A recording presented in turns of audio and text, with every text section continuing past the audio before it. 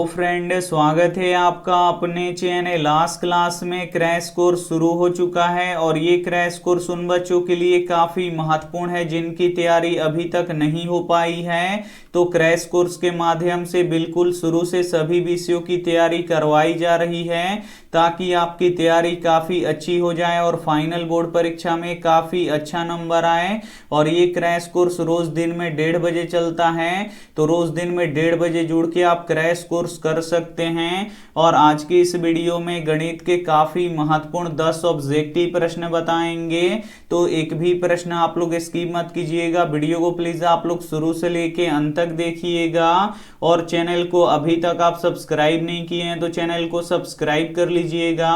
और सब्सक्राइब करने के बाद एक बेल आइकन आता है, तो बेल आइकन को दबा के ऑल पे कर लीजिएगा ताकि जब भी लाइव क्लास हो तो आपके पास नोटिफिकेशन पहुंचता रहे। तो आइए शुरू करते हैं पहले नंबर प्रश्न से। तो पहला नंबर प्रश्न है कि tan 2 थीटा बराबर cot थीटा प्लस 6 डिग्री हो तो थीटा का मान ज्ञात करें। काफी महत्वपूर्ण प्रश्न है ये आपके बोर्ड परीक्षा के लिए। यहाँ पे tan 2 थीटा बराबर cot थीटा प्लस 6 डिग्री दिया है, तो यहाँ से आपको थीटा का मान निकालना है। तो थीटा का मान कैसे निकलेगा, तो यहाँ पे आपको tan 2 थीटा का फॉर्मूला लिखना पड़ेगा। तो सबसे पहले आपको tan थीटा का फॉर्मूला पता होना चाहिए। तो tan थीटा का फॉर्मूला क्या होता है, तो ये होता है cot 90 डिग्री माइनस थीटा। जो कोण यहाँ पे होता है वही कोण यहाँ पे होता है। तो tan 2 थीटा का फॉर्मूला क्या होगा, तो ये होगा cot 90 डिग्री माइनस 2 थीटा होगा। जो कोण यहाँ पे होगा वही कोण यहाँ पे होगा। तो tan 2 थीटा का फॉर्मूला क्या होता है, cot 90 डिग्री माइनस 2 थीटा होता है। तो हम यहाँ पे लिख देंगे, तो यहाँ पे हम लिख देते हैं cot 90 डिग्री माइनस 2 थीटा, क्योंकि tan 2 थीटा का फॉर्मूला होता है cot 90 डिग्री माइनस 2 थीटा बराबर है, तो बराबर। और उधर यहाँ पे देखिए cot थीटा प्लस 6 डिग्री है, तो यहाँ पे लिख देंगे थीटा प्लस 6 डिग्री। अब यहाँ से देखिए cot से cot क्या हो जाएगा, कट जाएगा। तो इधर बचेगा हमारा 90 डिग्री माइनस 2 थीटा और बराबर के उधर बचेगा हमारा थीटा प्लस 6 डिग्री। अब आपको क्या करना है, थीटा को बराबर के इधर भेज देना है और 90 डिग्री को बराबर के उधर भेज देना है। तो यहाँ पे -2 थीटा है और ये प्लस थीटा बराबर के इधर आएगा तो ये माइनस थीटा हो जाएगा। और बराबर के उधर यहाँ पे प्लस 6 डिग्री है और यहाँ पे देखिए प्लस 90 डिग्री बराबर के उधर जाएगा तो ये क्या हो जाएगा, माइनस 90 डिग्री हो जाएगा। तो यहाँ पे देखिए -2 थीटा और माइनस थीटा कितना होगा, तो ये -3 थीटा हो जाएगा। अब यहाँ पे देखिए 6 डिग्री में से 90 डिग्री घटाएंगे तो ये कितना बचेगा, यहाँ पे -84 डिग्री बचेगा। तो यहाँ पे माइनस से माइनस क्या हो जाएगा, कट जाएगा। यहाँ पे आपको थीटा का मान निकालना है, तो 3 इधर गुणा कर रहा है तो इधर आके भाग करेगा, यानी थीटा बराबर कितना हो जाएगा, 84/3 हो जाएगा। अब कटा दीजिए, 3 दूना 6 और यहाँ पे देखिए 2 गया यहाँ पे 24, तो 3 8 24, यानी थीटा बराबर कितना निकल गया, 28 डिग्री निकल गया। यहाँ पे बी वाला ऑप्शन बिल्कुल ही सही हो जाएगा। आइए देखते हैं अगला प्रश्न, 2 नंबर प्रश्न है कि यदि साइन अल्फा बराबर 1/2 तथा कॉस बीटा बराबर 1/2 हो तो अल्फा प्लस बीटा का मान ज्ञात करें। काफी महत्वपूर्ण प्रश्न है ये आपके बोर्ड परीक्षा के लिए। यहाँ पे साइन अल्फा बराबर 1/2 दिया है और कॉस बीटा बराबर कितना दिया है, 1/2 दिया है। तो आपको अल्फा प्लस बीटा का मान निकालना है। तो अल्फा प्लस बीटा का मान कैसे निकलेगा, तो यहाँ पे आपको अल्फा का मान रखना पड़ेगा और यहाँ पे आपको बीटा का मान रखना पड़ेगा। तो अल्फा और बीटा का मान आएगा कहां से, तो यहां से अल्फा का मान निकालना पड़ेगा और यहां पे आपको बीटा का मान निकालना पड़ेगा। तो सबसे पहले हम यहां से अल्फा का मान निकालते हैं। तो यहां पे अल्फा का मान कैसे निकलेगा, तो यहां से साइन को आपको हटाना पड़ेगा। और साइन कैसे हटेगा, तो एक बराबर के इधर भी साइन रहता तो साइन से साइन कट जाता। तो यहाँ पे आपको देखना पड़ेगा कि साइन कितने डिग्री का मान 1/2 होता है, तो साइन 30 डिग्री का मान 1/2 होता है। तो 1/2 के जगह पे हम साइन 30 डिग्री लिख देंगे। तो यहाँ पे देखिए साइन अल्फा बराबर क्या लिख देंगे, यहाँ पे साइन 30 डिग्री लिख देंगे, क्योंकि साइन 30 डिग्री का मान 1/2 होता है। तो यहाँ से साइन क्या हो जाएगा, कट जाएगा। अल्फा बराबर कितना निकल गया, 30 डिग्री निकल गया। अब हम यहाँ पे बीटा का मान निकालेंगे। तो यहाँ पे आपको देखना पड़ेगा कि कॉस कितने डिग्री का मान 1/2 होता है, तो कॉस 60 डिग्री का मान 1/2 होता है। तो 1/2 के जगह पे हम कॉस 60 डिग्री लिख देंगे। तो यहाँ पे देखिए कॉस बीटा बराबर क्या हो जाएगा, यहाँ पे cos 60 डिग्री, क्योंकि cos 60 डिग्री का मान 1/2 होता है। तो यहाँ पे cos से cos क्या हो जाएगा, कट जाएगा। बीटा बराबर कितना निकल गया, 60 डिग्री निकल गया। तो बस यहाँ पे आपको रख देना है, अल्फा का मान 30 डिग्री है तो यहाँ पे लिख देंगे 30 डिग्री, और बीटा का मान कितना डिग्री है, 60 डिग्री है तो यहाँ पे लिख देंगे 60 डिग्री, और 30 डिग्री और 60 डिग्री जोड़ेंगे तो कितना हो जाएगा, 90 डिग्री हो जाएगा। तो यहाँ पे अल्फा प्लस बीटा कितना निकल जाएगा, 90 डिग्री निकल जाएगा। यहाँ पे डी वाला ऑप्शन बिल्कुल ही सही हो जाएगा। आइए देखते हैं अगला प्रश्न 3 नंबर प्रश्न है कि रूट अंडर 2x² प्लस 9 बराबर 9 के मूल ज्ञात करें। काफी महत्वपूर्ण प्रश्न है ये आपके बोर्ड परीक्षा के लिए। यहाँ पे आपको रूट अंडर 2x² प्लस 9 बराबर 9 का मूल ज्ञात करना है, यानी यहाँ पे आपको x का मान निकालना है।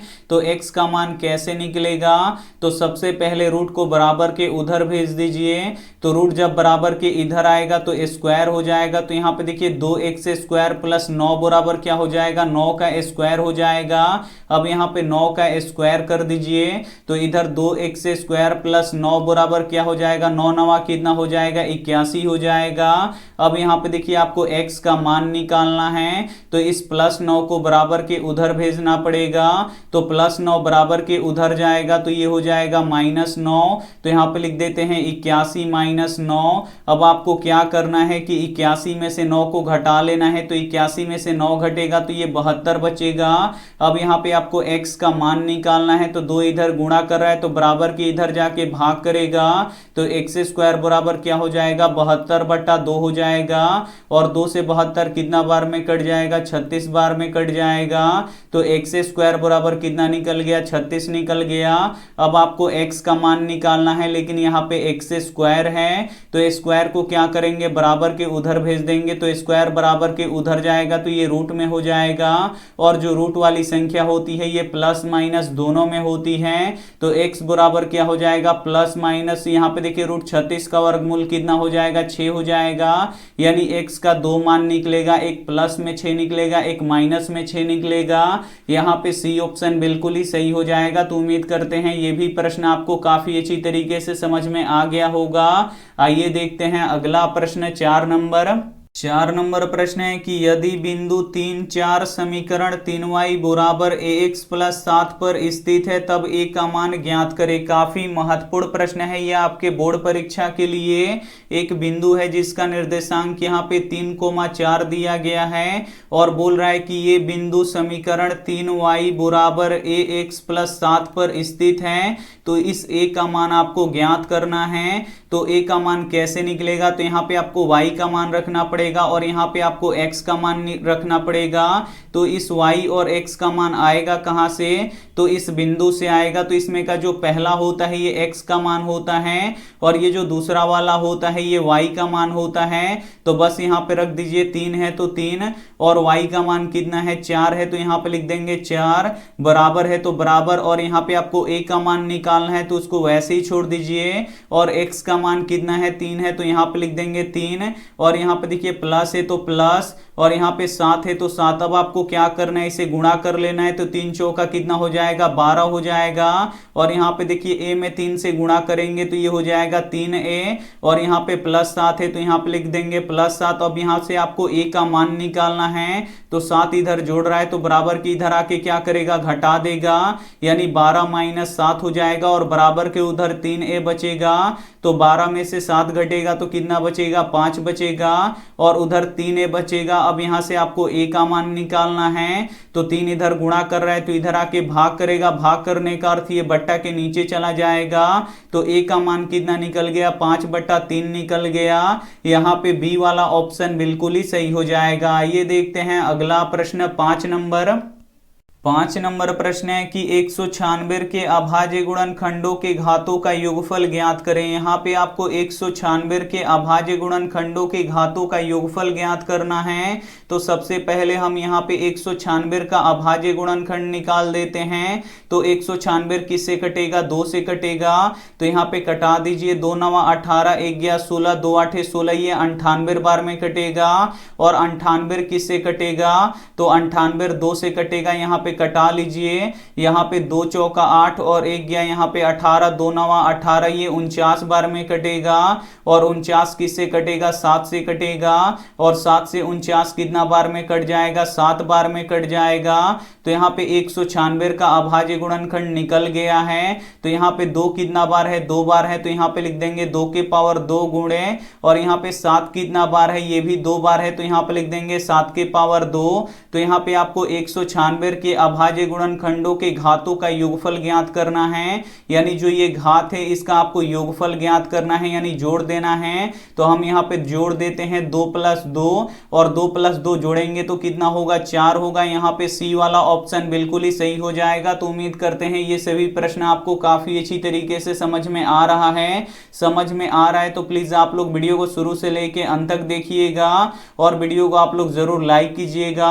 और अभी तक आप हमारे व्हाट्सएप ग्रुप में नहीं जुड़े हैं तो ये हमारा व्हाट्सएप नंबर है, इस पे आपको बोल देना है कि सर हमें ग्रुप में जोड़ दीजिए, तो हम आपको ग्रुप में जोड़ देंगे। आइए देखते हैं अगला प्रश्न 6 नंबर प्रश्न है कि 4x² + 1/7 किस प्रकार का बहुपद है? ए ऑप्शन है रैखिक बहुपद, बी ऑप्शन है द्विघात बहुपद, सी ऑप्शन है त्रिघात बहुपद, डी ऑप्शन है इनमें से कोई नहीं। तो यहाँ पे आपको बताना है कि 4x² + 1/7 किस प्रकार का बहुपद है। तो इस बहुपद में चर का महत्तम घात कितना है? 2 है, तो ये द्विघात बहुपद होगा। यहाँ पे बी ऑप्शन बिल्कुल ही सही हो जाएगा। और रैखिक बहुपद किसे कहते हैं? तो जिस बहुपद में चर का महत्तम घात 1 होता है उसे रैखिक बहुपद कहते हैं। और त्रिघात बहुपद किसे कहते हैं? तो जिस बहुपद में चर का महत्तम घात 3 होता है उसे त्रिघात बहुपद कहते हैं। आइए देखते हैं अगला प्रश्न 7 नंबर प्रश्न है कि sec² थीटा बराबर, यहाँ पे आपको बताना है कि sec² थीटा किसके बराबर होता है।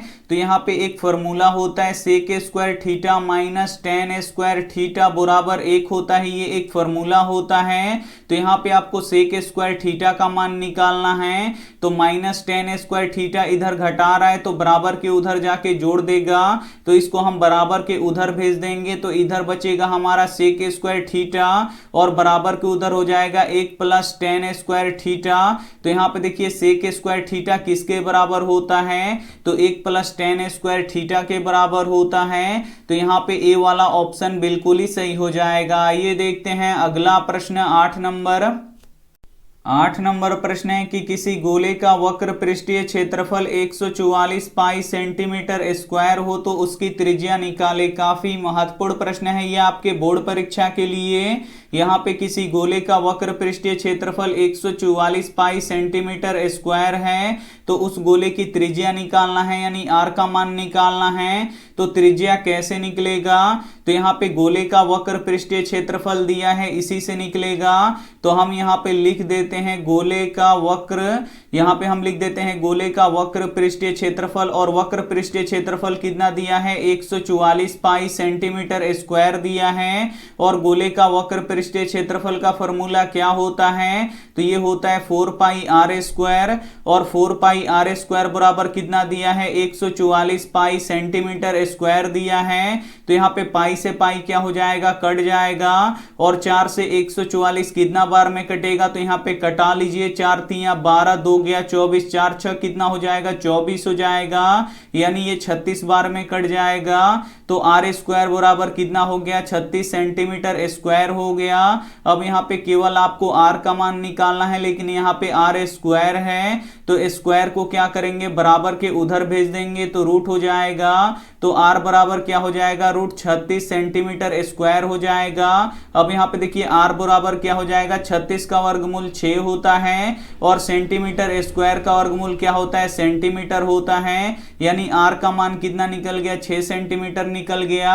तो यहाँ पे r क्या होता है? त्रिज्या होता है। तो यहाँ पे 6 सेंटीमीटर क्या हो जाएगा? बिल्कुल ही सही आंसर हो जाएगा। यहाँ पे बी ऑप्शन बिल्कुल ही सही हो जाएगा। आइए देखते हैं अगला प्रश्न 9 नंबर प्रश्न है कि √10 × √15 बराबर है। यहाँ पे आपको बताना है कि √10 × √15 किसके बराबर है। तो आपको क्या करना है कि रूट 10 में रूट 15 से गुणा कर देना है। तो रूट 10 में रूट 15 से गुणा करेंगे तो ये रूट 150 हो जाएगा।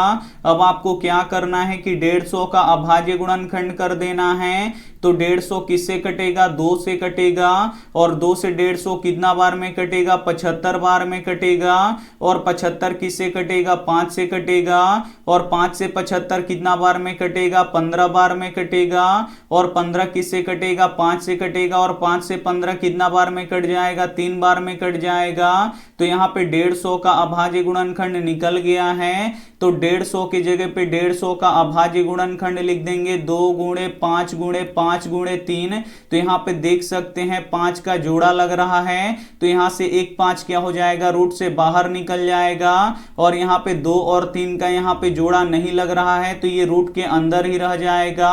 अब क्या करना है कि इन दोनों को गुणा कर देना है। तो 2 तिया कितना हो जाएगा, 6 हो जाएगा। तो यहाँ पे रूट 10 गुणे रूट 15 किसके बराबर है, तो 5 रूट 6 के बराबर है। तो यहाँ पे ए वाला ऑप्शन बिल्कुल ही सही हो जाएगा। आइए देखते हैं अगला प्रश्न 10 नंबर। 10 नंबर प्रश्न है कि 110 130 का वर्ग चिन्ह ज्ञात करें। काफी महत्वपूर्ण प्रश्न है ये आपके बोर्ड परीक्षा के लिए।